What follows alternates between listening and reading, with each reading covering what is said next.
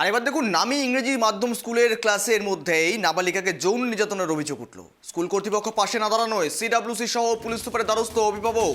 শনিবার জলপাইগুড়ির এক সাংবাদিক সম্মেলনে এমনটাই অভিযোগ এনলেন একেবারে নির্যাতিতা নাবালিকার মা। সূত্রের খবর, শিশু সুরক্ষা কমিশনের জলপাইগুড়ি জেলা অফিস কঠোর পদক্ষেপ নিয়েছে ইতিমধ্যে।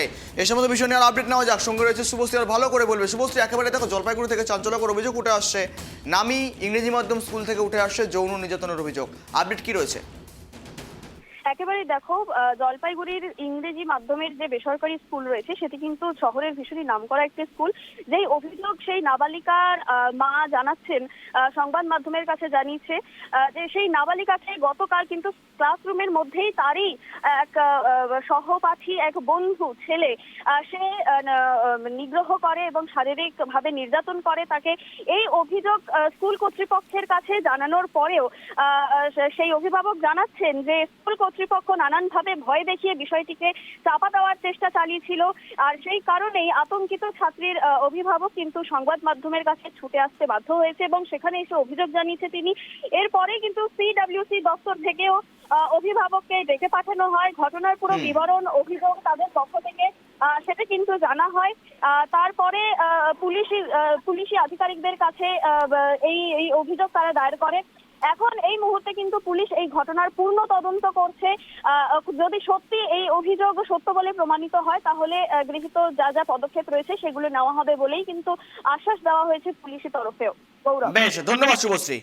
জলপাইগুড়ির নামী স্কুলের ক্লাসরুমে নির্যাতন এবং সেখানে ইতিমধ্যেই সমস্ত অভিযোগের ভিত্তিতে পুলিশ এবং মূলত সিডব্লিউসি তদন্ত শুরু করেছে।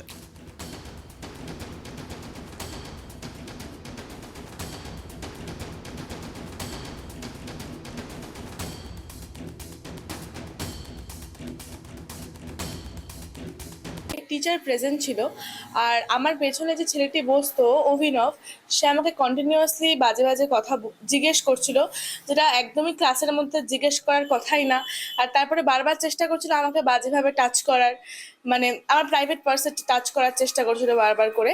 আর যখন আমি কমপ্লেন করতে যাই তখন আমাকে বারবার আমার যাতে কমপ্লেন না করি আমি হাত মুচকে দেওয়ার চেষ্টা করছিল, স্কার্ট ধরে টানার চেষ্টা করছিল যাতে আমি ভয় পেয়ে কমপ্লেনটা না করি। ইভেন আমাকে হুমকিও দিয়েছিল যদি আমি কমপ্লেন করি তাহলে স্কুলের শেষে যেখানে টিচার্সদের অথরিটি থাকবে না সেখানে গিয়ে আমার থেকে এমন রিভেঞ্জ নেবে যে যাতে আমি কমপ্লেনটা যে করেছি আমি যাতে রিগ্রেট করি। এইভাবে আমাকে ব্ল্যাকমেলটাও করেছিল আর কন্টিনিউয়াসলি আমাকে বাজেভাবে টাচ করে যাচ্ছিল, বাজে কথা বলে যাচ্ছিল।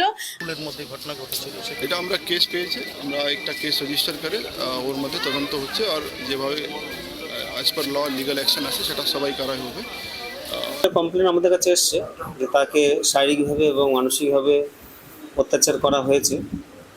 কমপ্লেনটা কতখানি যুক্তিসঙ্গত এবং তার সত্যতা কতখানি এটা আমরা একটা ইনভেস্টিগেশনে দিয়েছি। ইনভেস্টিগেশনের রিপোর্ট এখনও আসেনি। ইনভেস্টিগেশনের রিপোর্ট আসলে তখন আমরা বুঝতে পারবো যে আদৌ কী হয়েছে।